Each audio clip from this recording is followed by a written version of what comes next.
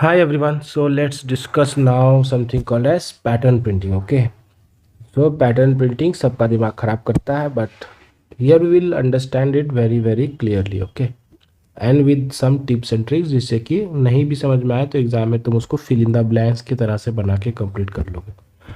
Okay, एक बात समझो कि तुम्हारा पैटर्न में सबसे पहला टाइप होगा स्क्वायर टाइप. ठीक है, पैटर्न प्रिंटिंग में कम से कम 7 से 8 टाइप होता है इन होल एसएससी बोर्ड, लेकिन फर्स्ट यूनिट टेस्ट में 3 टाइप ही है आई थिंक. ठीक है, मैक्स टू मैक्स, तो वो सारा हम अपलोड कर दे रहे हैं. ठीक है, क्लास 9 का ही रिलेटेड होगा वो भी एक्चुअली. ठीक है, तो सारा चीज़ फ्री में तुमको मिल जाएगा वहाँ पे. बाकी second unit test, first unit test के बाद once the summer vacation starts we will start our paid batches. Right, type 1 होता है स्क्वायर टाइप. ठीक है, अगर वो स्क्वायर है इसका मतलब क्या होता है कि उसमें रोज और कॉलम्स क्या होगा, बराबर होगा. सबसे पहला बात. उससे भी पहला बात ये है कि रो कौन होता है, row is from i, column is from j. ठीक है, तुमको पता है कि पैटर्न प्रिंटिंग 2 लूप से बनता है, फॉर लूप और फॉर आई. फॉर इंट आई को जे ऊपर में रहता है और जे को ये नीचे रहता है ना. तो आई जब भी होगा ना, आई विल बी फॉर रोज. ठीक है, रोज. तो रोज किस तरह से है, देखो ये है रोज, ये एक रो है, ये 2 रो है, ये 3 रो है, ये चौथा रो है, ये 5वां रो. ठीक है, तो कन्फ्यूजन करते रहता है बच्चा लोग. तो जीवन में याद रखना समथिंग कॉल्ड एज आईब्रो. तो आईब्रो इसमें देखो रो आता है, तो आईब्रो तुम्हारा ऐसे रहता है ना, हॉरिजेंटली रहता है आईब्रो. ठीक है, तो ये रो इस तरफ है. ठीक है, इसको रहते हैं रोज. ठीक है, बचा क्या, ये हो गया कलम, है ना. तो ये हो गया तुम्हारा कॉलम्स. ठीक है, इस साइड हो गया तुम्हारा कॉलम. ठीक है, तो ये हो गया तुम्हारा कॉलम्स. ओके, जो कि तुमको यहाँ दिख भी रहा होगा, तुम यहाँ देख के समझ रहे होंगे. ठीक है, मेरा मोटिव ये बनाने का ये था, ये डायग्राम. ठीक ना, ये इसलिए हम लोग बनाए हैं क्योंकि हमको कुछ चीज़ तुमको समझाना है कि यहाँ हो क्या रहा है. ठीक है, जब कभी हम ये कोड लिखते हैं फॉर इंट, इसको ना इधर लिखते हैं, तब तुमको समझ में आए कि फ़र्क क्या हो रहा है. ठीक है, तुमको पता है कि इसमें क्या आता है, for int I equals to 1, ऐसे ऐसा कुछ लिखा हुआ है. तुमको अभी नहीं पता है कि ये क्यों लिखा हुआ है या क्या, बट ऐसा कुछ लिखा हुआ रहता है. 2 को लूप रहता है ना. ठीक है, 2 लूप रहता है. और यहाँ पे हम लोग कुछ भी यहाँ पे सिस्टम डॉट प्रिंट करेंगे और यहाँ पे something like that line change करेंगे और समथिंग लाइक दिस. राइट,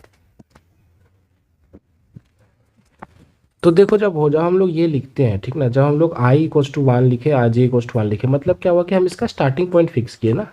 इन लोगों का स्टार्टिंग पॉइंट फिक्स किए, इन लोगों का स्टार्टिंग पॉइंट फिक्स किया. मतलब मेरा आई स्टार्ट होगा 1 से, जे मेरा स्टार्ट होगा 1 से. ठीक है, आई मतलब हम अभी बताया I will be for rows, है ना. I will be for rows, J will be for columns. ठीक है, तो आई और जे, तो आई मेरा 1 पे फिक्स है, जे मेरा 1 पे फिक्स है. राइट, अब क्या होगा, तुमको इतना पता है फॉर लूप से कि ये वाला कंडीशन पहले चेक होता है, ये वाला आउटर फॉर लूप पहले रन होता है. तो आउटर फॉर लूप में आई का वैल्यू 1 है, कंडीशन ट्रू हुआ तो अंदर आएगा, अंदर आएगा तो एक और फॉर लूप उसको मिलेगा, और ये अंदर ही रहेगा जब तक ये फॉर लूप खत्म नहीं हो जाता. तो ये फॉर लूप तुमको दिख रहा होगा कि 1 से लेके 5 तक चल रहा है, और ये कंडीशन 5 तक ट्रू होगा. मतलब ये फॉर लूप 5 बार चलेगा.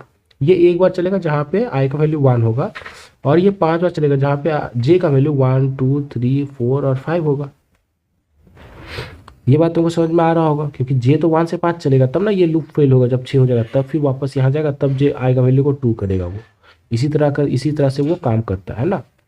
तो इम्पोर्टेंट बात ये है कि आई 1 रहेगा, जे 1 रहेगा, आई 1 रहेगा, जे 2 हो जाएगा, आई 1 रहेगा, जे 3 हो जाएगा, आई 1 ए रहेगा, जे 4 हो जाएगा, आई 1 ए रहेगा, जे 5 हो जाएगा. ठीक है, तो इतना सारा चेंजेस होगा.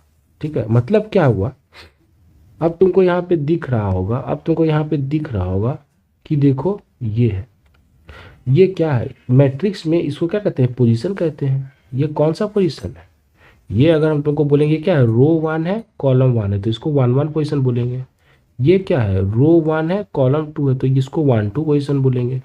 ये क्या है, रो 1 है कॉलम 3 है तो इसको 1 3 पोजीशन बोलेंगे. पहले रो बोलते हैं उसके बाद कॉलम बोलते हैं. ये क्या है, ये देखो रो 4 है, रो 4 है और कॉलम 4 है, मतलब ये 4 4 है. ये क्या है, रो 4 कॉलम 5 तो 4 5 है. समझ में आ रहा है. तो ये सब क्या लिखा हुआ है, ये सब उसका पोजीशन लिखा हुआ है. ठीक है, अभी देखो अभी हमको कौन कौन पोजीशन मिल रहा है, 1 1 मिल रहा है, 1 2 मिल रहा है, 1 3 मिल रहा है, 1 4 मिल रहा है, 1 5 मिल रहा है. ये कब मिल रहा है, जब हम ऐसे लिखे, जब हम आई को ऊपर लिखे हैं, जे को ऐसे लिखे हैं. जब हम ऐसा लिखे हैं तो हमको 1 1 मिल रहा है, 1 2 मिल रहा है, 1 3 मिल रहा है, 1 4 और 1 5. अब देखो 1 1 1 2 1 3 1 4 1 5, मतलब हम ऐसे चल रहे हैं, मतलब हम ऐसे चल रहे हैं, मतलब हम ऐसे चल रहे हैं। अभी हम प्रिंटिंग क्या करना है, प्रिंट वो भूल जाओ। अभी तुम समझो कि इस ये पूरा जो मैट्रिक्स है, इस मैट्रिक्स में तुम चल कैसे रहा है, ऐसे चल रहा है, ऐसे चल रहा है, ऐसे चल रहा है, कैसे चल रहा है, ऐसे चल रहा है। ये बात समझ में आया?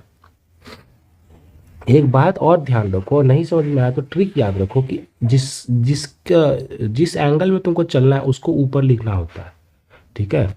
जिस एंगल में तुमको चलना है उसको ऊपर लिखना होता है, ठीक है। मतलब मतलब ये हुआ हमको रो वाइज चलना है, ठीक है। ऐसे चलने का मतलब क्या हुआ, हम रो वाइज चल रहे हैं। ऐसे चलने का मतलब क्या हुआ, हम रो वाइज चल रहे हैं। और रो किससे डिसाइड होता है, रो आई से डिसाइड होता है, इसीलिए आई को ऊपर लिखेंगे। अगर आई ऊपर है मतलब हम रो वाइज चल रहे हैं, अगर हम आई ऊपर है मतलब हम रो वाइज चल रहे हैं, कन्फर्म। क्योंकि आई तो एक होकर के रुक जाएगा और अंदर में जे चेंज होगा, मतलब यहाँ पे रुक जाएगा, column column column column change होगा, मतलब देखो ये पूरा रो में चल गए। फिर जब ये लूप गलत खत्म होगा तब बाहर निकल के लाइन चेंज करें। ये लाइन चेंज क्यों करना पड़ता है, आई इक्वल टू 2 होने से पहले लाइन चेंज करना पड़ता है, क्योंकि हमको नेक्स्ट रो में जाना है, तब आई मेरा 2 हो जाएगा, तो नेक्स्ट रो में चला जाएगा, तो फिर क्या होगा, फिर और वापस से जे 1 से लेके 5 तक चलेगा, ठीक है। नेक्स्ट टाइम में क्या होगा, जब ये लूप जब जब जे का वैल्यू यहाँ 6 हो जाएगा तो ये लूप फॉल्स हो जाएगा। तो ये हो गया इनर फॉर लूप के लिए और ये हो गया आउटर फॉर लूप के लिए, ऊपर वाला फॉर लूप के लिए, ऊपर वाला फॉर लूप के लिए। तो जैसे ही जे का वैल्यू 6 होगा तो ये पूरी कंडीशन फॉल्स हो जाएगा, बाहर निकला तो फिर यहाँ ऊपर वाला लूप में जाएगा, आई का वैल्यू को 2 करेगा, तो आई का वैल्यू को 2 करेगा और कंडीशन अभी भी ट्रू है, अंदर आएगा, फिर जे इक्वल्स टू 1 से लेकर 5 चलेगा, फिर 2 1 2 2 2 3 2 4 2 5 चलेगा। देखो 2 1 2 2 2 3 2 4 2 5, यही लोग तो है, यहीं पे तो है, नहीं है, ये क्या क्या क्या क्या कर दिया, ठीक है। तो यहीं पे तो है ना। तो देखो अगला रो में चला ना, इसी तरह फिर क्या होगा, फिर से जे का वैल्यू 6 होगा, जैसे जे का वैल्यू 6 होगा तो फिर से ये वैल्यू, ये कंडीशन क्या हो जाएगा, फॉल्स हो जाएगा, ये कंडीशन फॉल्स हो जाएगा, ये कंडीशन फॉल्स हो जाएगा, और क्या हो जाएगा, फिर से ये आई में 3 में जाएगा, तो फिर ये थर्ड रो में जाएगा। ये बात तुमको समझ में आ रहा है इसका बेसिक, कि ये कर क्या, ये चल रहा है, ये फॉर लूप से इस पोजीशन पे चल रहा है, कर्सर तुम्हारा इन्हीं पोजीशनों पे जा रहा है, ठीक है। और कैसे जा रहा है, रो वाइज जा रहा है, ऐसे जा रहा है, ऐसे जा रहा है, क्यों, क्योंकि आई को ऊपर लिखे, ठीक है। अगर इसी में अगर हम जे को ऊपर लिख दे, ठीक है, हम एकदम पहला एक अलग से वीडियो उठा रहे हैं जिसपे कि हम खाली बेसिक डाल रहे हैं, अभी टाइप 1 हम लोग अगला क्वेश्चन में अगला वीडियो से करेंगे, ठीक है। ठीक है, क्लास में तो हम शायद स्टार्ट से एंड एक के बारे में करा देते। अब हम अगर जे को ऊपर लिखे तो देखो मैजिक क्या हो रहा है, ठीक है, मतलब पूरा क्लैरिटी तुम्हारे दिमाग में आ जाएगा। अगर हम जे को ऊपर लिखे, ठीक है, for int I equals to 1 i less than equals to 5 i plus, j को भी तो ऊपर लिख सकते हैं, कोई दिक्कत नहीं है। यहाँ पे कुछ स्टैंडर्ड आउट प्रिंट करेंगे और यहाँ पे लाइन चेंज करेंगे ना। अगर हम जे को ऊपर लिखे तो देखो ऊपर क्या होगा, जे फिक्स हो जाएगा। जे को ऊपर लिखे ना बाबू, जे को ऊपर लिखे तो जे पहले आ रहा है, ठीक है, जे यहाँ आ गया, ठीक है ना। जे का वैल्यू, और वैसे हम लोग आई और जे से ही डिनोट करते हैं, पहले तो आई का वैल्यू आता है फिर उसका जे का वैल्यू आता है, ठीक है। लेकिन जे का वैल्यू अब फिक्स हो गया, क्योंकि जे का वैल्यू 1 होगा, कंडीशन ट्रू होगा, अंदर आएगा। अब आई का वैल्यू 1 से 5 चलेगा, मतलब आई 1 होगा, आई 2 1 होगा, आई 3 1 होगा, 4 1 होगा, 5 1 होगा। समझ में आ रहा है, क्योंकि आई का वैल्यू चेंज करेगा अब, लेकिन जे का वैल्यू क्या रहेगा, सेम ही रहेगा। अब देखो 1 1 2 1 3 1, अब ये देखो कौन सा वैल्यूज है, 1 1 2 1 3 1 4 1 5 1, देखो 1 1 2 1 3 1 4 1 5 1, मतलब हम ऐसे अब चल रहे हैं, अब हम कॉलम वाइज चलने लगे, क्योंकि जे तुम ऊपर लिखा तो तुम अब ऐसे चलने लगा, कॉलम वाइज चलने लगा। देखो फिर क्या होगा, जब आई का वैल्यू 6 होगा तो कंडीशन फॉल्स हो जाएगा, ये अब यहाँ जाएगा, जे का वैल्यू 2 करेगा, जैसे ही जे का वैल्यू 2 करेगा तो यहाँ पे सब जगह क्या आ जाएगा, इधर आई तो फिर 1 से 5 चलेगा, जैसे सब जगह हमेशा चलता है, आई तो फिर 1 से 5 चलेगा।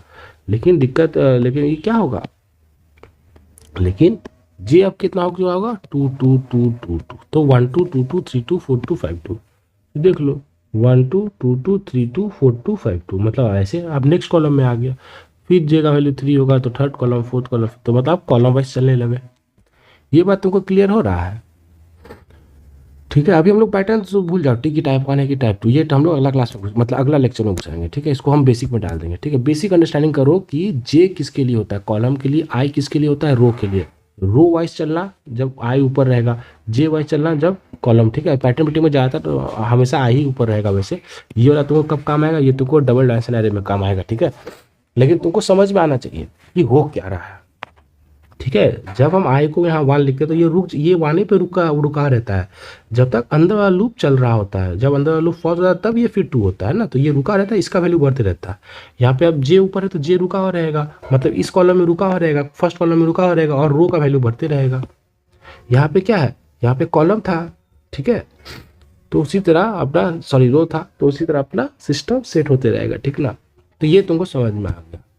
तो ये हो गया पूरा बेसिक, मतलब क्या कि जब मेरा पहली बार ये चलेगा तो 1 1 पे चलेगा, मतलब यहाँ पे एक मेरा कर्सर है, फिर 1 2 मेरा कर्सर यहाँ पे, फिर 1 3 मतलब मेरा कर्सर यहाँ पे। तो ऐसे ही सारा मेरा कर्सर सारा पॉइंट पे जाके लाइट चमकाएगा। जब सारा पॉइंट पे जाके लाइट चमकाएगा तो ये क्या बन जाएगा, देखो स्क्वायर बना कि नहीं, एक स्क्वायर बना कि नहीं, ठीक है।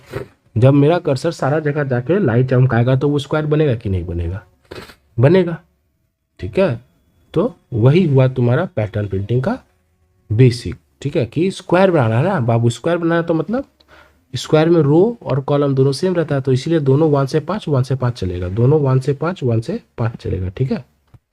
तो अब हम लोग करेंगे टाइप 1 नेक्स्ट लेक्चर में, जिसमें कि अब हम लोग समझेंगे कि अच्छा ये सब समझ गए, अब देखो कितना तेजी से तुम सब कुछ समझ जाओगे, ठीक ना।